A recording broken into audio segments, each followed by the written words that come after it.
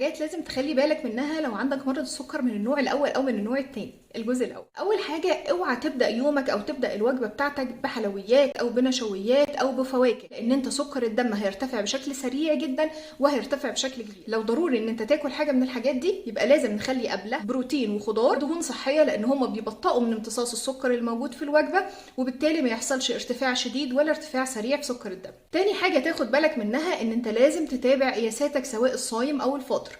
ما ينفعش ان انت تعتمد فقط على قياس السكر التراكمي كل 3 شهور، وده لان ممكن تكون قياساتك العاديه مره عاليه جدا ومره منخفضه، فعشان كده يطلع السكر التراكمي مظبوط، ولكن في الحقيقه انت سكرك احيانا بيبقى عالي جدا، وده طبعا مش هيحميك من المشاكل بتاعه السكر. عشان نحمي نفسنا من مضاعفات مرض السكر لازم نتابع قياساتنا اليوميه سواء صايم او فاطر، ودايما نحافظ انها تكون في المعدلات الطبيعيه. لو استفدت من الفيديو ما تنساش تعمل لايك شير وفولو، وتابعني عشان تستفيد بكل حاجه مهمه لصحتك. سلام عليكم.